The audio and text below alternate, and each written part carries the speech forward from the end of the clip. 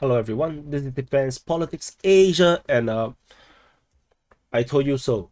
Basically, we are back at the Houthis issue, and the United States and United Kingdoms have led a collision and launched airstrikes in Yemen against the Houthis.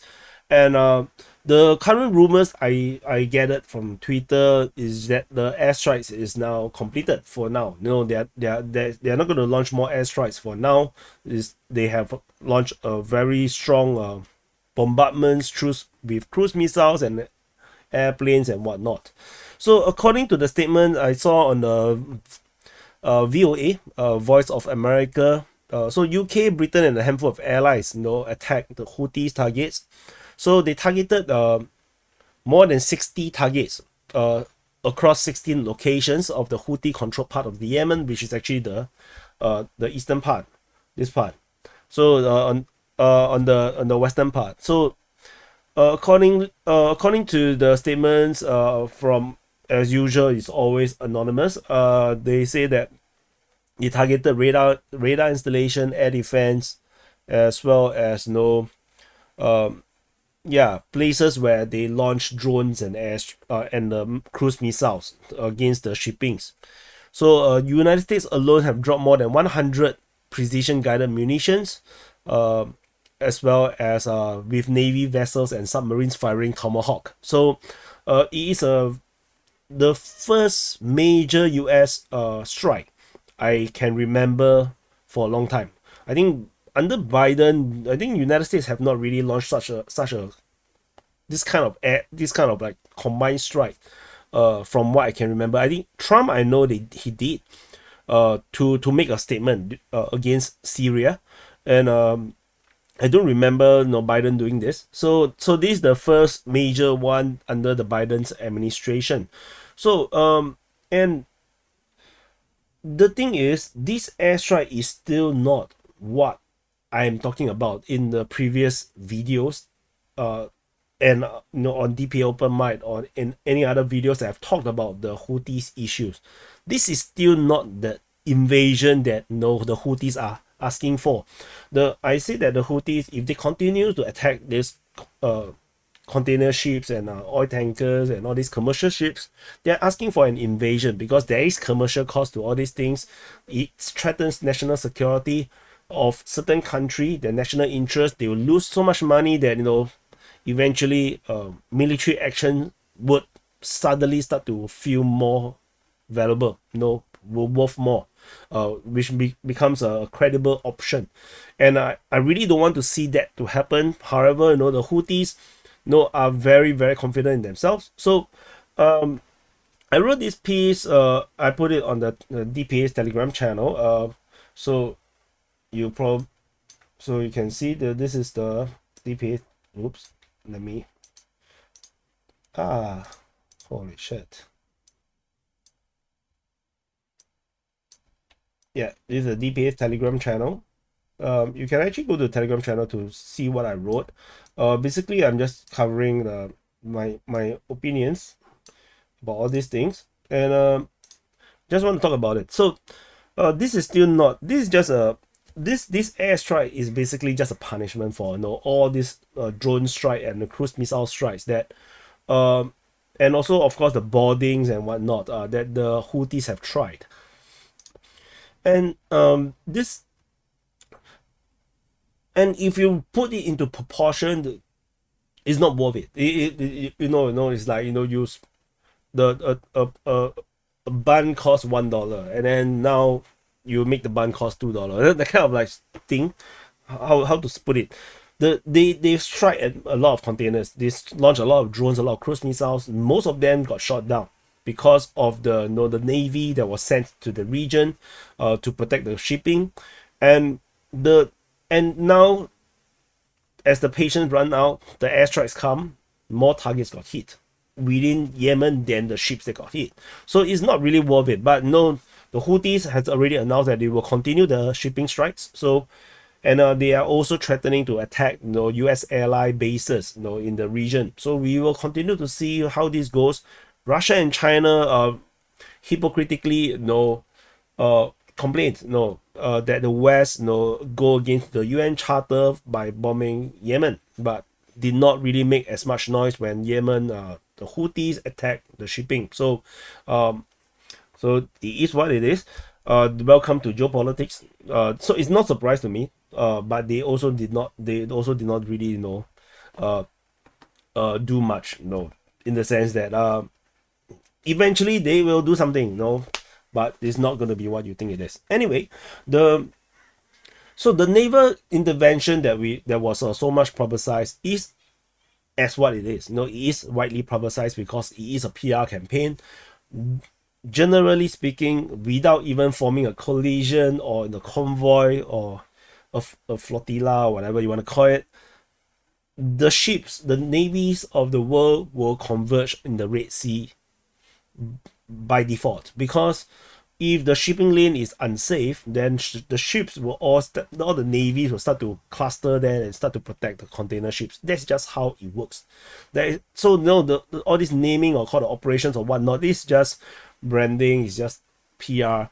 And ships, when they are there, largely they are defensive in nature, because ships cannot walk on the ground. They cannot launch a ground offensive without the ground forces, so they are just there, intercept the drones and cruise missiles, which is exactly what they did. Even the French or the European navies that refused to be under the US command, they still participated in shooting down the drones and whatnot. So this, or to just escort the vessels or the commercial ships along the Red Sea. So they still did their job. But the Houthis did not stop. So I already mentioned that if they continue on, then they're going to get a reaction. And today we saw, or yesterday, depending on the day or place where you are, we saw the reaction. So the reaction had happened. But this is not the invasion I'm talking about. This is the predictable thing, because that's all they can do. Because what can you do to the Houthis, right? Everyone say the Houthis won the war against Saudi Arabia and its coalitions and its allies. And it's true. The Houthis did win a war against Saudi Arabia and its allies. The thing is, what kind of war is that? So it's a different kind of war, and but they did win the war. So the Houthis are rightfully very overconfident about themselves. So this is still not that invasion.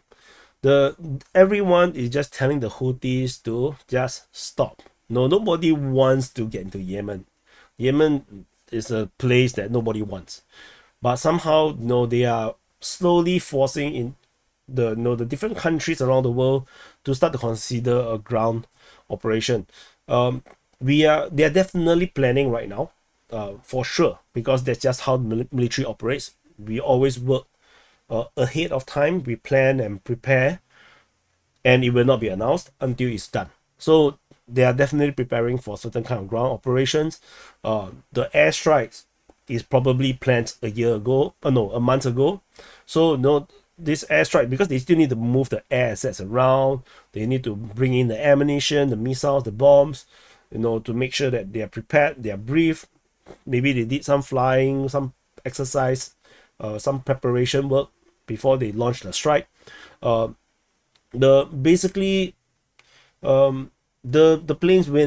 planes went in and went out without surface-to-air missiles interception. The claims about the F-22 got shut down is fake news. The Houthis hitting a naval ship is fake news. It didn't happen. The Houthi got surprised, which is why the surface-to-air missile system probably did not work, because they never expected a hit suddenly coming, because they don't believe these weaklings, these Western weaklings will come and hit them. But they did. So the Houthis have to double down. So they double down. So we shall wait and see how this goes. But this is the most minimal the West can do by launching airstrike. Because what else can you do? They already sent the ships just to protect the commercial vessels without hitting the Houthis, without firing back.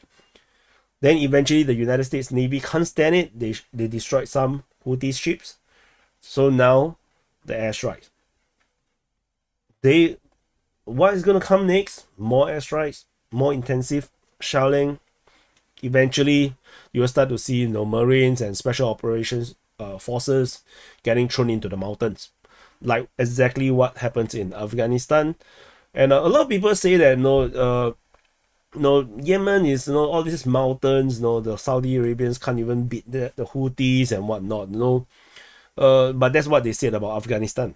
Afghanistan is basically mountain. Everything is mountain. So, and the United States military captured it in a few months, and then occupied and have an occupation for 20 years. So don't say it's impossible. It's a matter of they want or they don't want. So but do Biden have the will to do it? I'm not sure.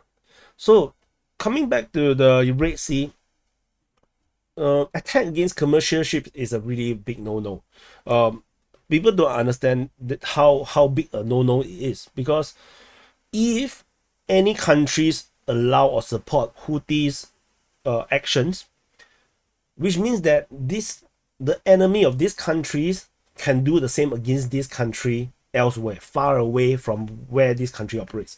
For example, if Russia or China supports the Houthis, then if one day things escalates and then the Americans started to sink or attack or impound any commercial vessels that do business with the Chinese or the Russians, then then there's nothing the Russian or the Chinese Navy can do, because they usually don't travel that far away.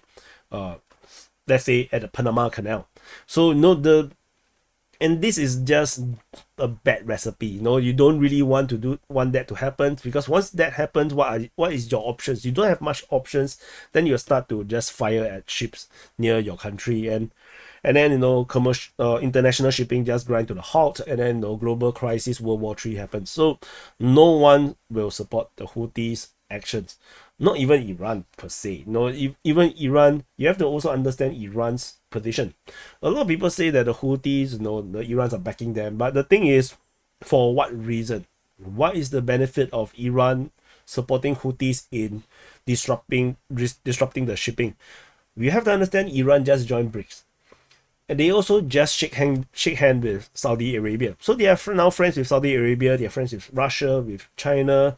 They are now easing back into the global international trading system. And even if the United States want to stop the Iranians from trading, it's going to be very difficult, because they have the support of India, China, Russia, South Africa, and Brazil. If the West want to stop Iran, then they have to deal with the 5 biggest countries in the world. It's just not very viable. So it's not in the Iran's benefit or interest to support this kind of military action. Most likely what happened is probably Houthis, like you guys probably always say, the Houthis won the war against the Saudis, and the Houthis are very confident. So they believe that they can do the right thing by supporting the Palestinians, and then to attack Israel in the ways that they can. The only way that they can do, which is to attack the commercial shipping, because they can't do much more. They can't launch a ground offensive, they don't have a proper navy, they cannot do amphibious operations, they don't have a proper air force. So this is the most they can do. So they do what the most they can do. And they believe that they are in the right, the God is on their side, and they are righteous. They are whatever action they do is just, fair. But you can, what you think is what you think. What the world thinks is another thing altogether. The world reacts, at least half the world reacts, and then bombs drop in your place, things get destroyed, some people die, and that is the problem. Supporting the Houthis actions for the Palestinian may sound right morally. In the long run, someone in Yemen will have to die for that. So that is the reality, and I really discourage people from celebrating the Houthis actions. So because there's always consequences to this kind of thing. So as for what's happening right now, so after the rumors that the airstrikes currently ends, I believe more will come eventually, because the Houthis are not going to step down, because the Houthis feel that they are invincible. So more fiercer Houthi attacks against the ships. We will see more airstrikes, counter attacking, in the anti-battery which is mean counter artillery actions. They will start to hit wherever the Houthis fire from, and yeah, this is going to happen. And the thing is, the Houthis only verbally say now that they're going to strike back harder, but it's a game of chicken. Does the Houthis really want to test to see if United States have the will and the military power, despite the draining effect of the Ukraine war and the Israeli war? Do the Houthis really want to test to see if the Americans have what it takes to take down the Houthis? Or do you want to call that a bluff and to show the world that United States is actually no longer that powerful and it's just a paper tiger? So this is the game. This is the game of chicken. The ball is now in Houthis' court. The Houthis will have to decide how to play this ball. And of course, I'm gonna get unsubs for this video. I'm already numb to this kind of thing, but I have to say all these things. So do press the like button, subscribe. I think that the Houthis will continue, but what do you think? But it is a game of chicken, and I just want to warn you guys that it was a game of chicken for the Ukraine as well. During those days, they were daring Russia to invade Ukraine. Ukraine was the biggest, or probably the biggest, standing army in Europe, other than Turkey, which I'm not even sure is a European country. So, and for Russia, for Putin to make a decision to invade Ukraine is unconceivable. They are trying to call Putin's bluff, and Putin invaded. So now it's Houthis' turn. Is Houthis gonna do what Ukraine did by calling, their enemy's bluff, which is Biden's bluff, or Americans' bluff, or will they take the more humanitarian route and just stop what they are doing? Because a war happens, people die, and civilians will die, people will die. I just tell you, if a war happens in Yemen, civilians will die for sure, 100%. Whatever excuses or reasons or how it happens or how it is against human rights, international law or whatnot, it doesn't matter, they will die. So, and it's a horrible thing that war happens because civilians will die. So, and even soldiers dies are bad things. When soldier dies, it's someone's father, someone's grandfather, someone's uncle, someone's son, someone's grandson. So don't take things lightly. Don't encourage war. And yeah, press the like button.